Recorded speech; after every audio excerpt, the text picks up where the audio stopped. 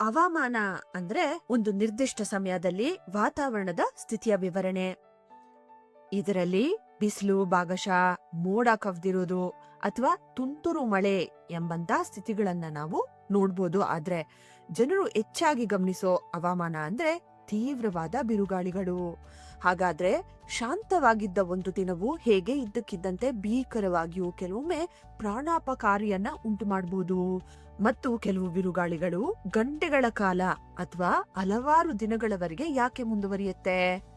ಬಿರುಗಾಳಿಗಳನ್ನ ಅರ್ಥ ಮಾಡ್ಕೊಳ್ಬೇಕಾದ್ರೆ ಮೊದಲು ಮೋಡಗಳು ಹೇಗೆ ರೂಪುಗೊಳ್ಳುತ್ತೆ ಎಂಬುದನ್ನ ಅರ್ಥ ಮಾಡಿಕೊಳ್ಬೇಕು.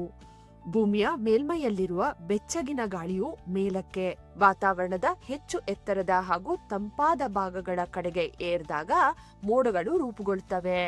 ಈ ಮೇಲ್ಮುಖ ಚಲನೆಯು ಎರಡು ಕಾರಣಗಳಿಂದ ಉಂಟಾಗಬಹುದು.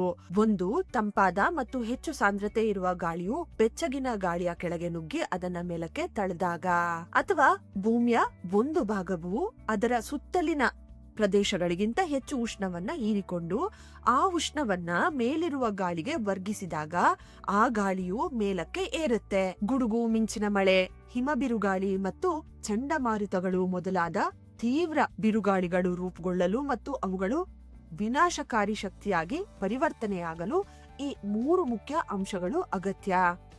ಮೊದಲನೇದು ಶಕ್ತಿಯ ಮೂಲ, ಎರಡನೇದು ಮಾಯಿಶ್ಚರ್ ಅಥವಾ ತೇವಾಂಶ, ಅಸ್ಥಿರ ಗಾಳಿ ಅಥವಾ ಅನ್ಸ್ಟೇಬಲ್ ಏರ್. ದೊಡ್ಡ ಬಿರುಗಾಳಿಗಳಿಗೆ ಬೇಕಾಗುವ ಶಕ್ತಿಯು ಎರಡು ಗಾಳಿಯ ದ್ರವ್ಯರಾಶಿಗಳ ನಡುವೆ ಉಷ್ಣತೆ ವ್ಯತ್ಯಾಸದಿಂದ ಬರಬಹುದು. ಆದ್ರೆ ಹೆಚ್ಚಾಗಿ ಭೂಮಿಯ ಮೇಲ್ಮೈ ಹೀರಿಕೊಂಡ ಉಷ್ಣದಿಂದ ಅದರ ಮೇಲಿರುವ ಗಾಳಿಯು ಬಿಸಿಯಾಗಿ ಅದರಿಂದಲೇ ಶಕ್ತಿ ದೊರೆಯುತ್ತೆ. ಇದು ಮೋಡಗಳನ್ನ ರೂಪಿಸುವ ಅದೇ ಪ್ರಕ್ರಿಯೆಯಾಗಿದೆ. ಆದ್ರೆ ಇಲ್ಲಿ ಅದು ಇನ್ನೂ ದೊಡ್ಡ ಪ್ರಮಾಣದಲ್ಲಿ ಮತ್ತು ಹೆಚ್ಚು ತೀವ್ರವಾಗಿ ನಡೆಯುತ್ತೆ. ರೂಪುಗೊಳ್ತಿರುವ ಬಿರುಗಾಳಿಯ ಕೆಳಗಿನ ಭೂಮಿ ಅಥವಾ ಸಮುದ್ರದ ನೀರು ಎಷ್ಟು ಹೆಚ್ಚು ಬೆಚ್ಚಗಿರುತ್ತದೆಯೋ ಬೆಳೆಯುತ್ತಿರುವ ಬಿರುಗಾಳಿಗೆ ಅಷ್ಟು ಹೆಚ್ಚನೆ ಶಕ್ತಿ ದೊರೆಯುತ್ತೆ. ತೀವ್ರ ಬಿರುಗಾಳಿಗಳಿಗೆ ಅಪಾರ ಪ್ರಮಾಣದ ತೇವಾಂಶದ ಅಗತ್ಯವಿರುತ್ತೆ. ಈ ತೇವಾಂಶವು ಮಳೆಯನ್ನ ಉಂಟು ಮಾಡಲು ಮಾತ್ರವಲ್ಲದೆ ಬಿರುಗಾಳಿಯ ಶಕ್ತಿಯನ್ನ ಭೂಮಿಯ ಮೇಲ್ಮೈಯಿಂದ ವಾತಾವರಣದ ಮೇಲಿನ ಭಾಗಗಳಿಗೆ ಸಾಗಿಸುವ ಕೆಲಸವನ್ನ ಮಾಡುತ್ತೆ. ಈ ಶಕ್ತಿಯನ್ನ ನೀರಿನ ಆವಿ ಸಾಗಿಸುತ್ತೆ. ಸೂರ್ಯನ ಬೆಳಕು ಭೂಮಿಯ ಮೇಲಿರುವ ದ್ರವ ನೀರನ್ನ ಬಿಸಿ ಮಾಡಿದಾಗ ಅದು ಆವಿಯಾಗಿ ಅಂದ್ರೆ ನೀರಿನ ಆವಿಯಾಗಿ ಪರಿವರ್ತನೆಯಾಗುತ್ತೆ.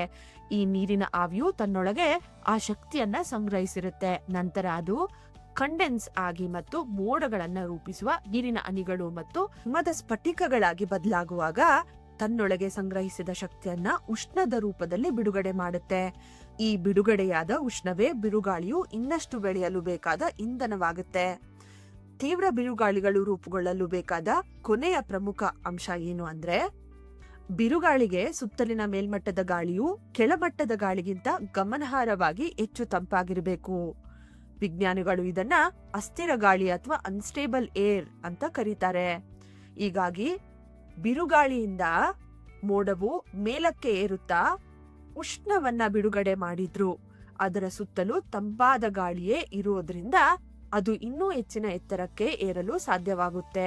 ಸರಳವಾಗಿ ಹೇಳೋದಾದ್ರೆ, ಬಿರುಗಾಳಿ ಮೋಡ ಮತ್ತು ಅದರ ಸುತ್ತಲಿನ ಗಾಳಿಯ ನಡುವಿನ ಉಷ್ಣತೆ ವ್ಯತ್ಯಾಸ ಎಷ್ಟು ಹೆಚ್ಚಿರುತ್ತೋ ಅಷ್ಟೇ ವೇಗವಾಗಿ, ಅಷ್ಟೇ ಎತ್ತರಕ್ಕೆ, ಅಷ್ಟೇ ತೀವ್ರವಾಗಿ ಅದು ಬೆಳೆಯುತ್ತೆ. ಈ ಎಲ್ಲಾ ಪರಿಸ್ಥಿತಿಗಳು ಒಂದೇ ಸಮಯದಲ್ಲಿದ್ರೆ ಸಮೃದ್ಧ ಶಕ್ತಿಯ ಮೂಲ, ಸಾಕಷ್ಟು ತೇವಾಂಶ, ಮೇಲ್ಭಾಗದಲ್ಲಿ ಅಸ್ಥಿರ ಗಾಳಿ, ಖಂಡಿತವಾಗ್ಲೂ ತೀವ್ರ ಬಿರುಗಾಳಿಗಳು ರೂಪುಗೊಳ್ಳುತ್ತೆ.